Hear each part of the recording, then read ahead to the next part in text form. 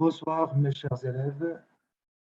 Comme convenu, voilà un enregistrement d'un exercice de la série numéro 2, travail et puissance d'une force.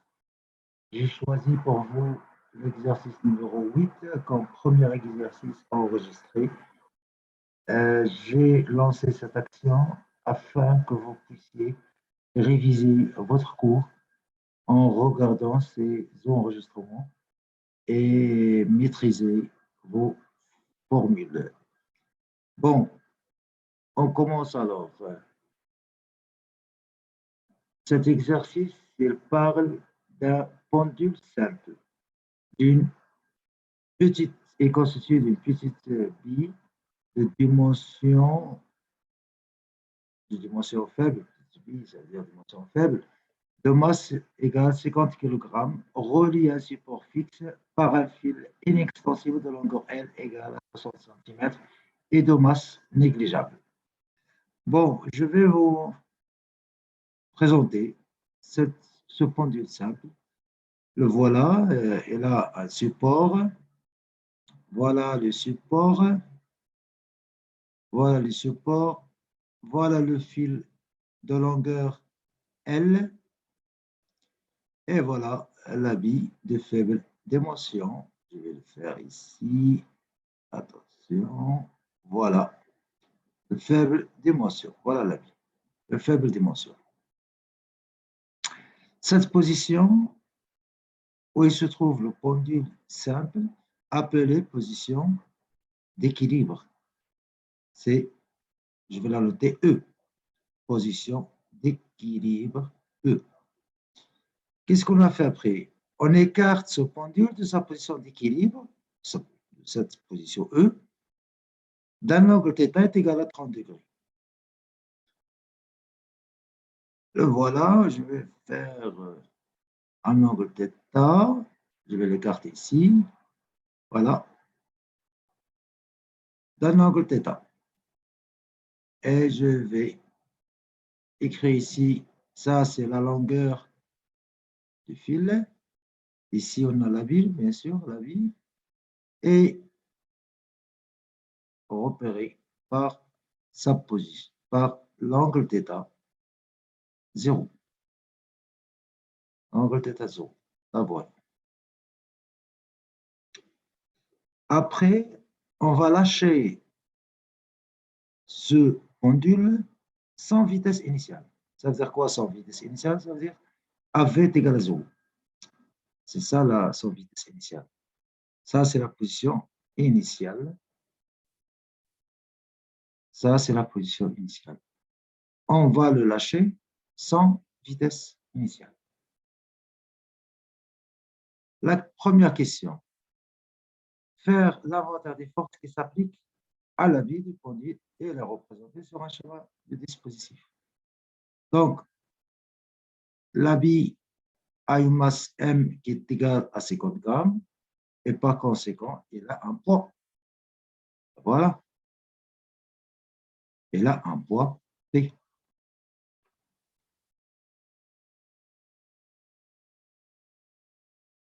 Le poids P. Et là, puisqu'il est lié à un fil, eh bien, le fil exerce une force sur la bille. Et cette force est appelée tension de fil. Je vais la noter T. La voilà. Donc, ça, c'est T. On va écrire tout ça. Donc, première question. Alors,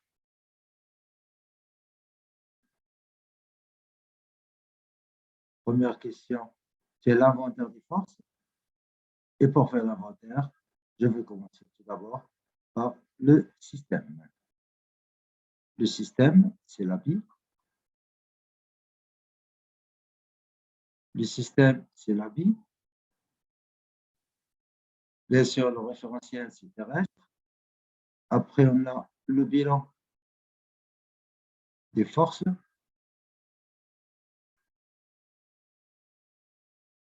On a P, c'est le poids de la vie, et T, c'est la tension. Bon, poids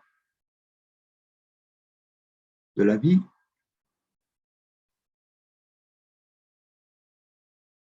et T, c'est la tension du fil.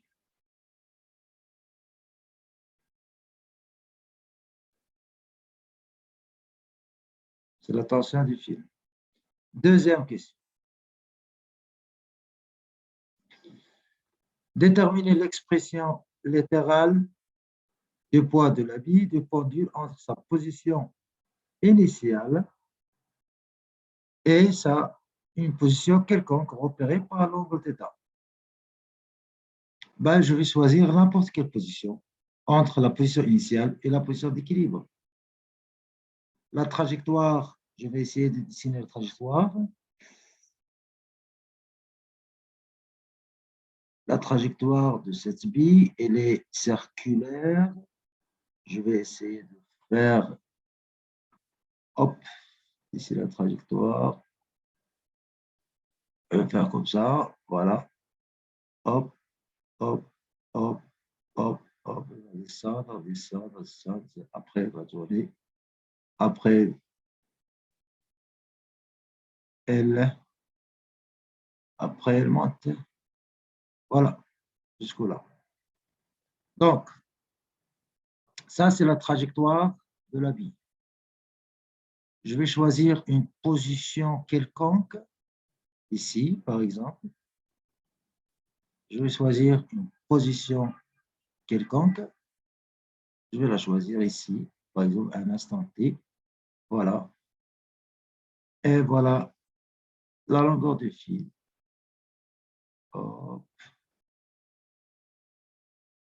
Voilà la longueur du fil, L. Ah, attendez, je vais le refaire. Et là. Voilà, un instant T. Cette position, elle est repérée par l'angle θ. Voilà l'angle θ.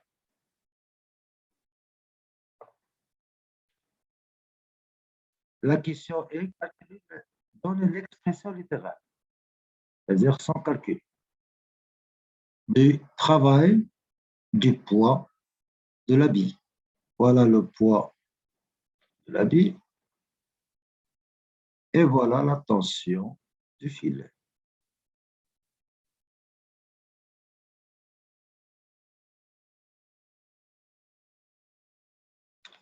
Donc, le travail du poids,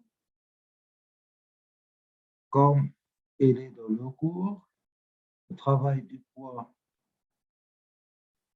de A, du I, la position initiale, vers la position B, je vais noter cette position arbitraire à l'instant T, je vais l'appeler la position B, qui est égale à, comme le corps il descend, donc c'est plus M, G, H. Notre objectif, c'est de trouver ce H.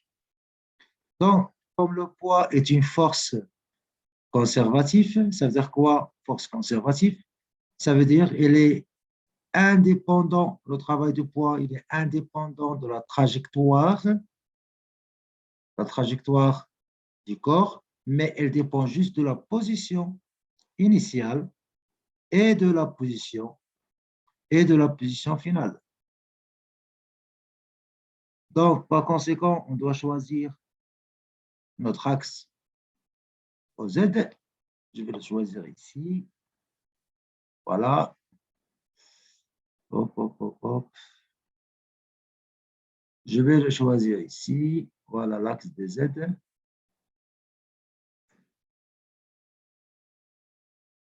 Voilà l'axe des Z. Je vais le choisir ici, l'axe des Z. OK. Voilà l'axe des Z. Donc, où est-ce qu'elle est la position initiale? Voilà la position initiale.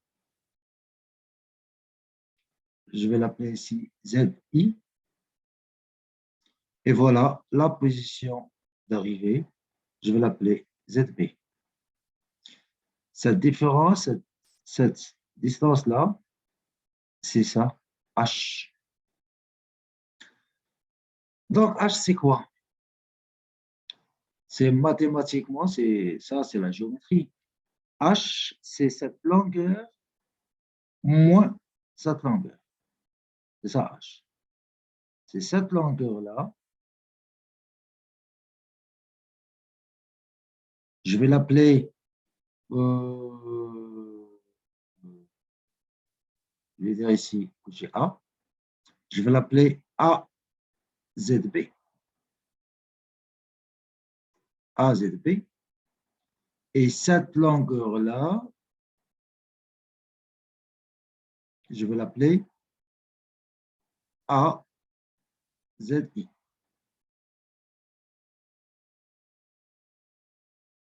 Donc, H, c'est la différence entre AZB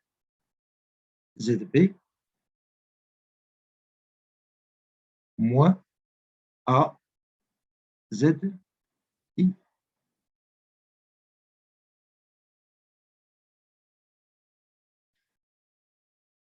AZB, c'est ce côté-là. Elle fait partie du triangle. Elle fait partie du triangle AZBB, AZBB, qui a pour angle θ. Donc, le côté de ce triangle qui est AZB, c'est le côté adjacent de l'angle θ, et par conséquent, c'est cosinus θ. Et je le multiplie par l'hypoténuse qui est AZB, AB, et AB, c'est la longueur du fil. C'est elle. Moins AZI, elle fait partie du triangle AZII. C'est un triangle qui a pour angle θ0. Et par conséquent, AZI, c'est le côté adjacent de θ0. Donc, c'est le cosinus AZB. AZI, c'est le cosinus θ0, multiplié par l'hypoténuse qui est L. C'est la longueur du fil. L. Donc, H, ce n'est d'autre que L, facteur de cosinus de θ, moins cosinus de θ0. Je complète ma réponse pour avoir l'expression littérale. MGH est donc MG, L, facteur de cosinus θ, moins cosinus θ0. Voilà l'expression littérale. Troisième question. Troisième question, il nous demande aussi de calculer le travail de poids de l'habit. Mais cette fois-ci, entre la position initiale qui est I et la position d'équilibre qui est E. Cette position, entre cette position et cette position. Et cette position. Donc, le travail du poids entre I et E égale, comme d'hab, C plus MG. H. H, dans notre cas, c'est quoi H? C'est entre, je vais refaire le schéma afin que vous puissiez voir. Voilà le pendule.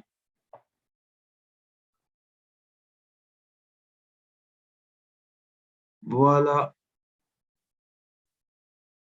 le pendule. Ici, c'est la position initiale.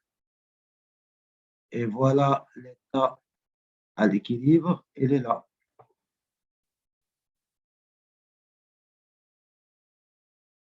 Il est là à l'équilibre. C'est là. Voilà elle va passer, notre corps, elle passera de là à là. Et l'angle entre la position initiale et la position d'équilibre, c'est θ0. Donc, notre H, où est-ce qu'il est notre H?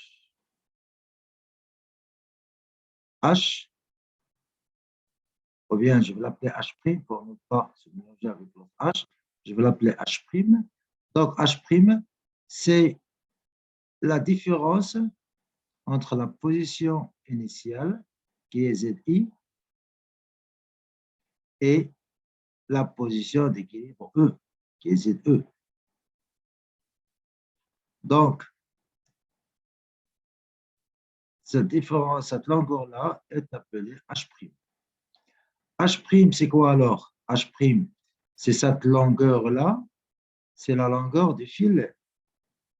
C'est L, c'est la longueur du fil. Donc, je vais mettre ici A comme tout à l'heure, ici A, ici j'ai ZI, ici j'ai ZE. Donc, H, c'est A, ZI, A, ZI, moins A, ZE plutôt, A, ZE moins A, ZI. A, ZE, c'est la longueur du fil, moins A, ZI. A, ZI, il fait partie du triangle AZII, qui a pour angle θ0.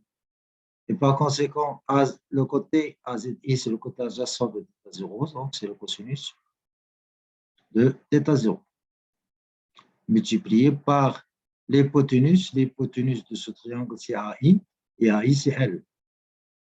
Et par la suite, je factorise par L, et je trouve un L facteur de 1 moins cosinus θ0.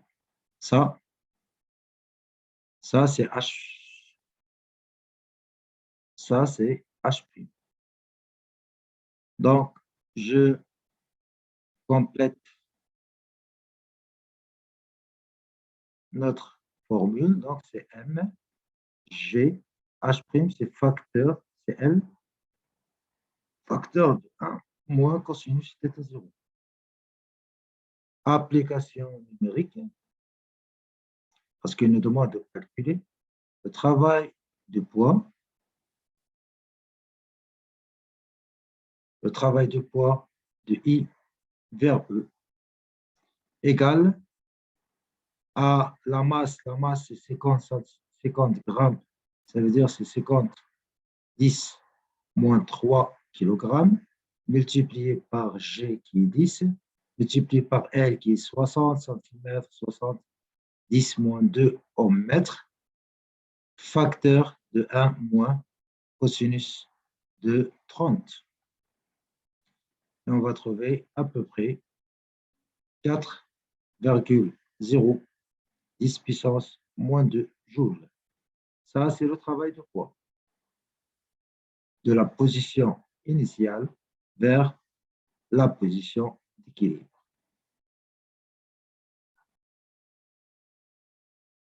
La quatrième question. La quatrième question, elle nous demande alors de calculer le travail de poids de la bille entre les positions repérées par θ0 et moins θ0. Où est-ce qu'il est moins θ0? Elle est là. θ0, il est là. Donc, moins θ0, c'est de l'autre sens. Donc, ce sera l'opposé de I. Ce sera comme ça. Je vais essayer de schématiser encore une fois. Là, voilà. Je vais mettre ici le support. Voilà notre support. Voilà I, la position initiale du pendule. Ça, c'est I. Elle est écartée par rapport à la position d'équilibre d'un angle θ0. Donc, moins θ 0, il se trouve de l'autre côté. De l'autre côté, elle est là. Ça, c'est moins θ 0. Je vais appeler cette position, c'est la position C. C'est-à-dire que le corps, lorsqu'il est lâché sans vitesse initiale de la position initiale, il va passer par là. Après, elle va monter vers C. La question est calculer le travail du poids de la position initiale vers la position C, qui est la position finale, qui est égale à mgh. Et h, cette fois-ci, ou bien je vais l'appeler h seconde pour ne pas se mélanger avec les autres h. Je vais l'appeler h seconde. H seconde, c'est quoi? C'est la position initiale. Voilà l'axe Z. L'axe Z, elle est là.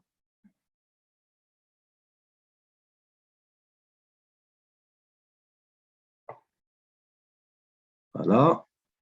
Voilà notre axe. Elle est là. Donc, voilà. Position initiale, elle est là. Ça, c'est ZI. Et voilà la position finale, projection sur Z. Voilà ZC. Et se trouve dans la même position. Ça veut dire que H seconde égale à 0, car ZI, elle est identique à ZC. Et par conséquent ici, le travail du poids du I vers C est égal à 0.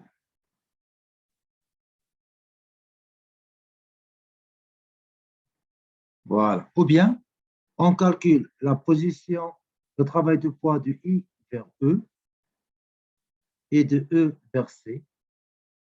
On va trouver la même valeur de travail du poids du I vers C, de E et de E vers C, sauf de signe opposé. Et lorsqu'on fait la somme de la trajectoire de I vers C, on trouvera 0. La cinquième question, qu'est-ce qu'il nous demande? La cinquième question, il nous demande de calculer, de déterminer le travail de la tension du fil entre deux positions quelconques du pendule. Voilà, on va prendre par exemple la cinquième question, calculer le travail de la tension du fil. Voilà, je vais prendre par exemple cette position, ou bien cette position, n'importe quelle position. Je vais prendre celle-là, cette position. Cette position-là, je vais représenter le fil et la bille, la voilà. La trajectoire n'est pas bien faite, mais bon, quel que soit, elle est circulaire ici, attention. Ici, c'est un arc de cercle. Il faut faire attention à ça. C'est un arc de cercle. Il est comme ça d'ailleurs. Il est comme ça. Donc, le fil il est là. Elle va se trouver toujours. Donc, la tangente, la tension du fil, il est là. Et le poids, le voilà. Donc, le travail de la tension du fil, à quoi est égal? Le travail de la tension du fil de A, je vais prendre de I vers une autre position, je vais prendre B. Je vais l'appeler B comme tout à l'heure. Cette position-là, je vais l'appeler B. Donc, est égal à T scalaire, vecteur T scalaire, vecteur déplacement qui est I, B. Eh bien, on sait que la direction de la tension, elle est portée par le fil. Comme si le fil il est considéré comme le rayon de la trajectoire. Parce que là, lorsqu'on lâche le pendule, il a une trajectoire, il a une trajectoire qui est circulaire. Donc, le fil, il est perpendiculaire à la trajectoire. Il est perpendiculaire à la trajectoire. J'ai parlé, voilà, j'ai déjà discuté de ça dans la séance de cours et j'ai dit que pour une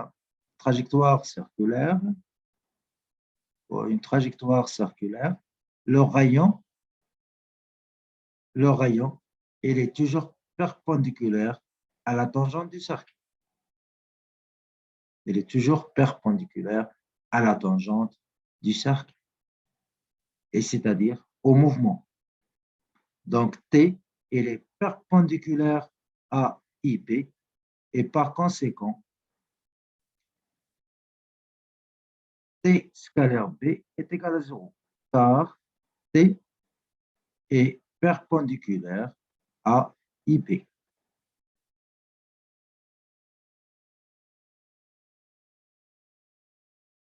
Fin de l'exercice. Salut.